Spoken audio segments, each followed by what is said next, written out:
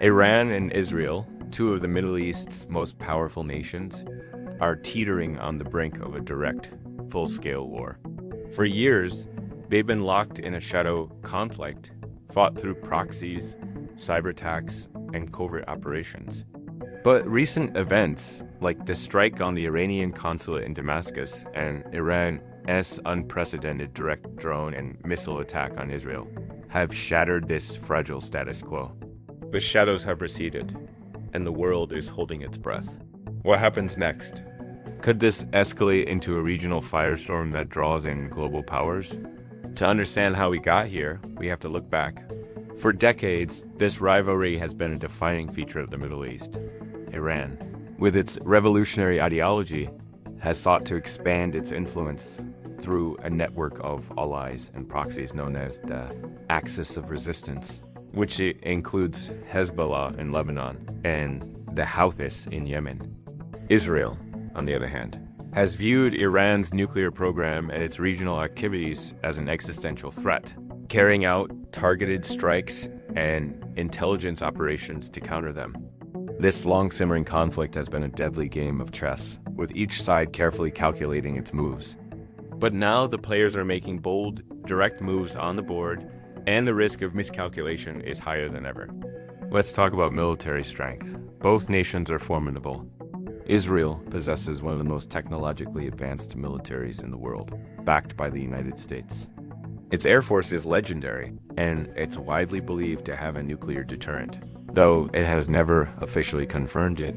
Its Iron Dome, David Sling, and Arrow systems create a multi-layered missile defense shield that proved highly effective against Iran's recent attack.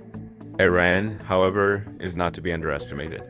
It has a massive conventional military and has invested heavily in ballistic missiles and armed drones, creating a powerful, asymmetrical threat.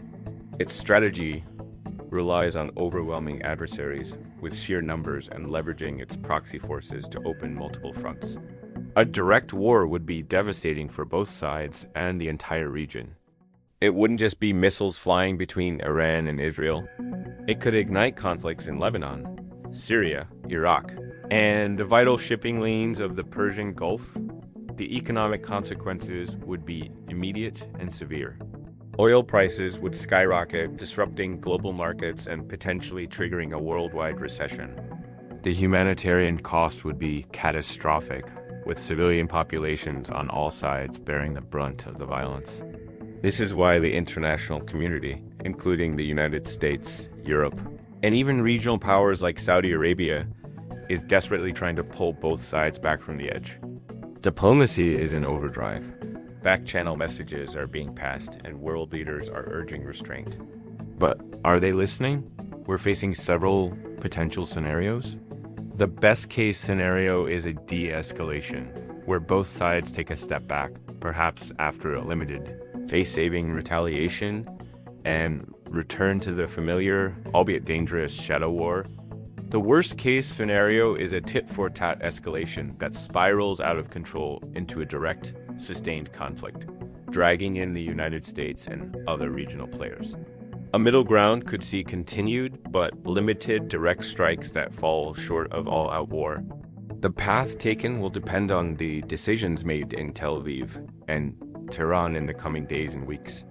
The future of the Middle East and potentially global stability hangs in the balance. Thank you for watching. The situation is developing rapidly, so make sure to subscribe and hit the notification bell to stay updated on this critical issue. We'll continue to provide in-depth analysis as events unfold.